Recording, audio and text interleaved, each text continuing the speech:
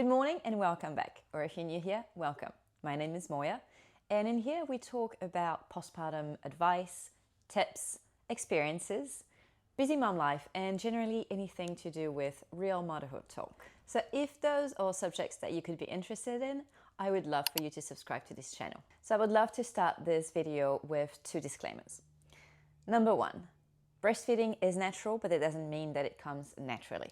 So if you decide to breastfeed and succeed, or if you try and it doesn't work for you either physically, mechanically, or mentally, or if you just don't even want to try it, those are all absolutely normal and acceptable mindsets around breastfeeding. And secondly, I would like to make sure that everyone knows that this is me sharing my own experience, and everyone's experience is different around breastfeeding, and that there will be a mention of postpartum anxiety.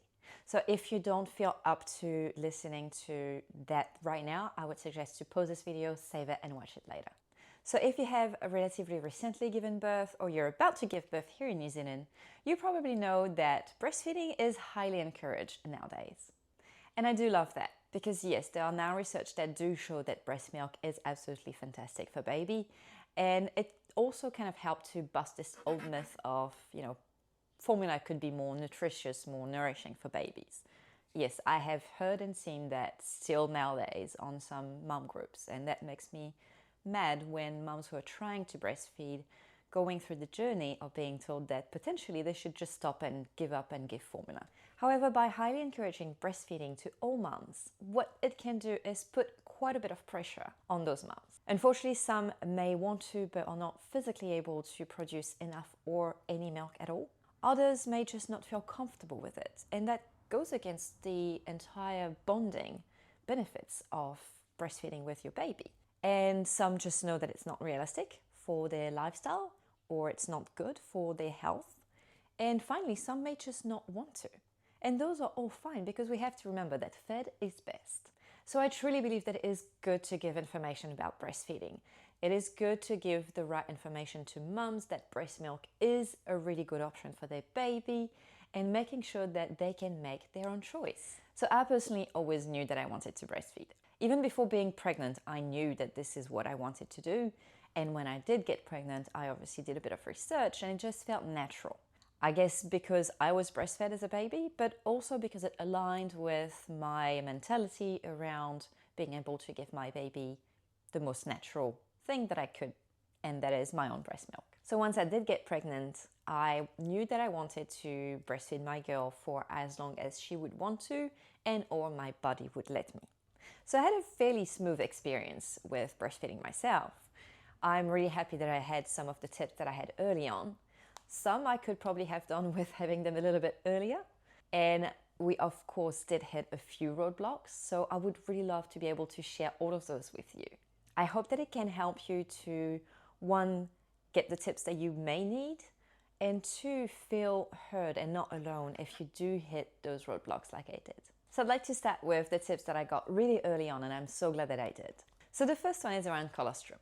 Colostrum is also referred to as golden milk, and the reason for that is the color that it has. It has that very golden tinge to it, and that's because it's mainly fat. So we start producing that quite early on during our pregnancy, but it is recommended that we do not extract it before 36 weeks mark, and the reason for that is that it is kind of signaling to your body that this is happening, baby is about to come out soon. So by starting a bit too early, you may trigger labor earlier than needed. So this is a tip that I was given by my midwife, and she did tell me that if I started extracting some colostrum prior to birth, I could put it in little syringes and put it in the freezer, and that way, if for any reason I was not able to start producing milk early on in postpartum, I could at least have that to feed my baby.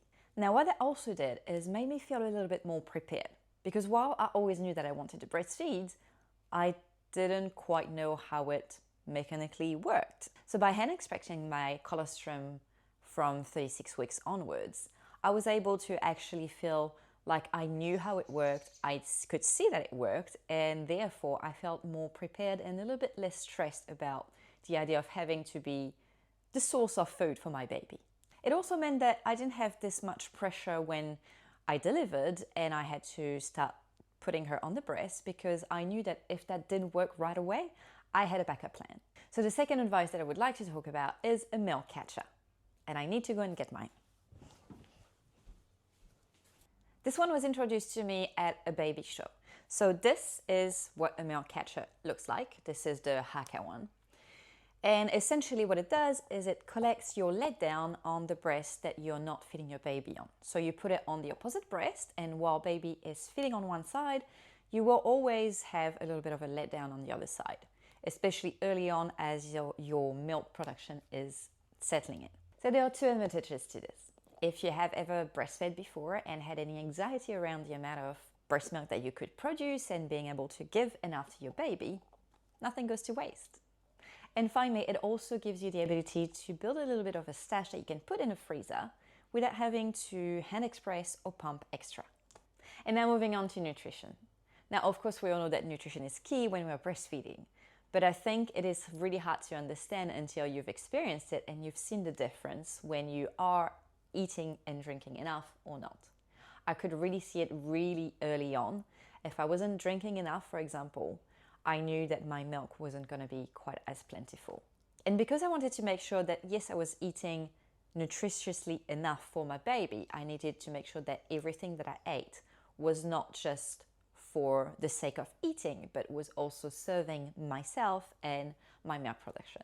So I did start doing some research around what was best for breastfeeding moms to eat, and I did find out that protein was essential, but also there were a few ingredients that could really help with producing more milk or supporting the milk production. One of those that really worked for me was oats. So if you're looking for a snack, for example, you could be looking into cereal bars that have oats in it, or thinking about your breakfast, having some oats as porridge or a granola-based breakfast. Anything that has oat really helped me. There are other ingredients, but most of the other ones that I found were quite controversial. They either did help or actually hindered the production. So I guess it's just a matter of trying things out and seeing how it works for you. So now moving on to the tips that I wish I had a little bit sooner. And we start with switching side if baby falls asleep while breastfeeding. So my girl was what you would call a not so efficient feeder. And the reason for that is she fell asleep really quickly on the breast. Unfortunately, I didn't realize how important it would have been for me to switch her from one side to the other to try and avoid her falling asleep straight away. Because what would happen then is she would breastfeed a little bit, sleep, breastfeed a bit more, sleep. And eventually, breastfeeding became this 45 minutes to an hour long, experience every time that she wanted to have some milk. I also realized a little bit later on that breast compression could help with her taking more milk in every time that she would breastfeed. So I guess in our case, I didn't have a very strong letdown, and that is probably one of the reasons why she would fall asleep quite quickly. So by doing breast compression, it actually helped the letdown being slightly stronger and potentially not having her fall asleep as early as she would before, and therefore me not having to switch her from one side to the other constantly. Now moving on to breastfeeding positions. So you would probably have been told about different positions to breastfeed baby. You have the cradle, you have the football, you have a lot of different positions lying down. I guess it's a matter of just trying and seeing what works for you. But what worked for me in the very beginning changed slightly as she grew up. And I kind of didn't realize that until it felt really uncomfortable to feed her. So as she grew up and became longer and heavier, the position that I tried to keep for her to breastfeed because it had worked so far was starting to get very uncomfortable for me because she was getting heavy, and a little bit uncomfortable for her because I guess I wasn't giving her enough room. So just remember that whatever did work really early on with your newborn may have to change slightly as they become an infant, a toddler, etc. And so now moving on to cluster feeding. You would probably have been told that cluster feeding will happen from time to time, and you most likely already know about night 2 and 3. So those are the most difficult ones, I would say, because you're tired from delivering that baby. And it's really when your milk supply is starting to establish itself and your baby is starting to get to know the feeling of hunger. So those are absolutely normal, they're temporary, it will pass, and your body will be able to meet your baby's need. And let's just remember that every time that your baby will cluster feed, that is exactly what's happening. No matter if it's at 6 weeks, 3 months, 6 months, or anywhere in between, this is exactly what's happening. Your child is demanding more milk from you. Your body needs a bit of time to adjust to meet the requirements of your baby's needs. So just remember, this is completely normal, natural. It is how it is meant to happen. So now I would like to touch base on engorgement. It is very likely that you will experience engorgement at some point, and it is really good to have a plan B for it. So for me, it was mainly in the morning, even though my baby did feed throughout the night early on. Early in the morning, I would usually feel like I was engorged and it was very, very uncomfortable. So I personally found out that hand expressing, and especially under the shower and the hot water, was really helpful. Now, there are other ways to do it. I would strongly recommend that you do a bit of research on how you can deal with engorgement and try different methods. See what works best for you. And now moving on to 2 tips that I figured out a little bit later on because they didn't happen when we were in early postpartum. They both happened when I went back to work after 6 months. So the first one is that it is absolutely okay to supplement and or mix feed. So pretty much as early as I went back to work, I realized I would have an issue with being able to express enough breast milk for my girl for the bottles that she would take at daycare. That was really hard on me mentally because I really wanted to have our breastfeeding journey last for as long as possible. And I didn't understand why I was able to breastfeed her because on weekends, for example, we had absolutely no issue. But as soon as it came to expressing milk for her, pumping milk, it just didn't work. And so that's when I realized that pumping is not for everyone. I tried 2 different pumps. The one that I had early on had worked perfectly when I was at home with baby and I was feeding her most of the time and just pumping once a day. But as soon as I went back to work and we had less skin-to-skin contact, it looks like potentially my production went down a little bit.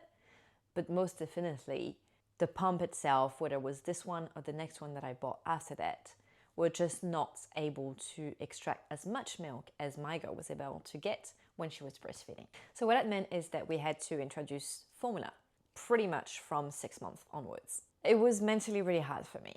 I really wanted to make sure that I could give breast milk to my daughter as long as possible, but I just had to remember that fed is best. So what we did is we asked the daycare to mix some formula with my breast milk to start with for all of the bottles that she would have. But I really quickly understood that pumping was not only hard for me physically, as in it was physically hurting me. We're talking cracks, bleeding, etc. But it was also getting really hard on me mentally. Because it hurt and because it didn't work well, it felt almost counterproductive. So what I decided to do is just reduce the amount of time that I would pump, having that fear in myself that it would mean that my milk production would go down, but I just couldn't do it as much anymore. And so we introduced 4 bottles of formula in the daycare, and she would just get breast milk at home, and that's what we decided to do from December this year, where she was a year and a half, and she did absolutely fine, and I still had milk production. I was fine breastfeeding her on the weekend. Again, it was a matter of me not being able to express milk with a pump. So I do understand if you're facing this reality now that you may have to introduce formula, you may have to supplement, or you may have to mix feed. I understand the hurdle mentally. It doesn't mean that it is the end of your breastfeeding journey. Just to give you an example, she is now 21 months old and she's starting to wean herself off, meaning she only asks for the breast maybe every 2 to 3 days. And I'm starting to be okay with it. So at the beginning of this video, I did mention the roadblocks that we hit. Hey, editing voiceover here. So you see this little mic right here? Well, it looks like I forgot to turn it on. So I guess the sound quality from now on will be a little less than ideal. Sorry about that, but can we pretend that that didn't happen? Great, thanks. So at the beginning of this video, I did mention the roadblocks that we hit throughout our breastfeeding journey and postpartum anxiety. So I guess it's time for me to share my own experience there, because I think it's important that we know that it does happen and that we're not alone when it does happen. So we went through 2 breastfeeding strikes with my daughter. The first one happened when she was 9 months old. Second one, I couldn't tell you exactly. She was past 1 year old, but I couldn't tell you exactly when. The first one hit me really hard. Mentally, it was absolutely horrendous for me. Up to that point, she had absolutely loved breastfeeding. Generally speaking, if I was around, she wouldn't really want a bottle. She would just want to breastfeed. So I just didn't understand what was happening. Why did she suddenly not want a bar of it? I couldn't understand what was happening. She had already started daycare like 4 months prior to that. We had introduced more bottles than usual because she would, I think at the time, have 2 bottles or 3 bottles throughout the day at daycare. We had already introduced formula because, like I said, I couldn't pump enough milk for her. Those can, usually be seen as reasons for nipple confusion and having some breastfeeding issues. But for those 4 months, we had absolutely no problem. Every time we would come home, she would want to breastfeed, same for going to bed, same for waking up, etc.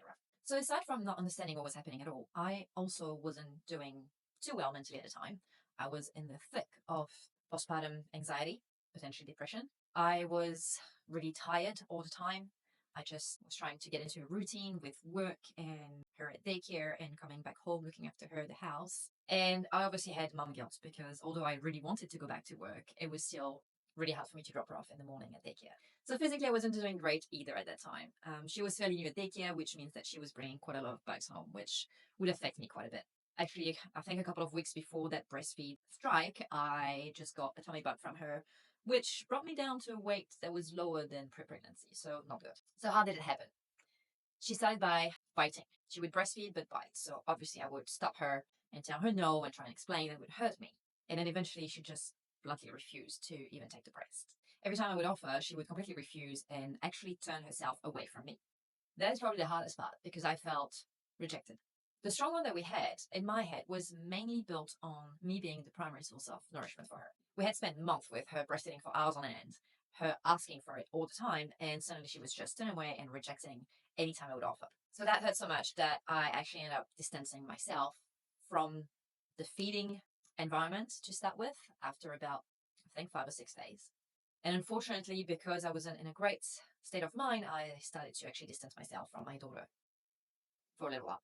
I'm not proud of it, but I was hurt and I just didn't know how to handle the situation, didn't know how to deal with my own emotions.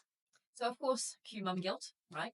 Not being able to feed your own daughter when you've been the primary source of nourishment for her for the past 9 months. Now, to top it all up, it all happened just in time for my first Mother's Day. Now, it might sound a bit trivial, but I guess it was the complete opposite to what I had ever imagined this day to be like. Now, thankfully, after about 12 days, I felt ready to offer the breast again. And after playing with her and trying to reconnect physically with my daughter on a deeper level, it worked. And she just accepted to breastfeed and we went back to normal. So now looking back on it, I know it was a combination of reasons why this all happened. And the first one being me not feeling well physically and mentally, being stressed and anxious. She most likely felt it somehow. Another reason could be that at that time my parents were here. And so what we did is we took our daughter away from daycare for almost an entire week. So it was a lot of change for her within her fairly new routine. And she had new caretakers. So I guess she was, bonding with other people, which could mean that no, she was not unbonding with her own mother, but obviously expanding her circle may have brought some changes. And finally, and I think this one I figured out throughout the second strike that we had, she was teething badly. And it seems like when she would teeth badly, this happened several times after that, when it was really hurting her, she would prefer to use the tip on the bottle than to take the breast. I don't know why. Some babies prefer to be on the breast because it's soothing, it's comforting. But for her, it was that up to the point where she was in real pain and she just didn't want the breast anymore. Now, what I didn't quite expect was how much did it not only affect me, but also my husband. And we talked about that a little bit later on when I felt a little bit better about the whole situation. He saw me retract into a shell. He saw me become distant from him, from my parents, not wanting to talk, but also distancing myself from my own daughter because I just was scared of being rejected even more. And I was really lucky that he took it all on and made sure that not only was she fed, obviously, but he also made sure that she didn't feel a lack of comfort. So he kind of took over from me on that part as well. So I guess what I'm trying to say is breastfeeding is not just about baby and mum.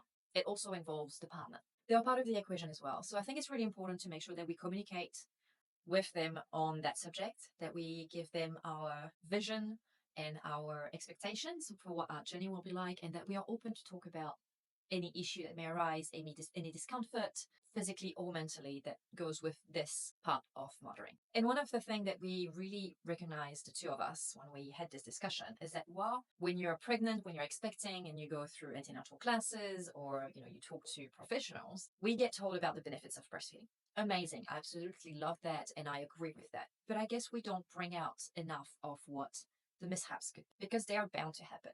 The reality is we're talking nipple damage or pain. We're talking latching issues. We're talking low milk supply, whether it is real or perceived, oversupply, engorgement, breastfeeding strike, anxiety, tongue ties, and obviously the social and environmental pressure that may be put on mothers to breastfeed. Just to give you an idea, I've looked up some stats for New Zealand, and in 2023, it was reported that about 80% of the babies that came out of hospital were breastfed exclusively. By the time they reached 6 weeks, that number dropped down to 49%. And by the 6 month mark, you're looking at about 17 to 22% only that are being breastfed exclusively. Now, of course, you don't have to exclusively breastfeed, but it just goes to show that whether it is for physical or mental hurdles, for medical reasons, environmental reasons, a lot can happen on this journey. So now I would love to hear from you too. What is the best breastfeeding tip that you received or didn't receive and figured out on your own that you would love to share with any mom that's on this journey? As usual, if you found this video helpful, I would love for you to like and subscribe for more Real Mom Talk. Thank you for watching.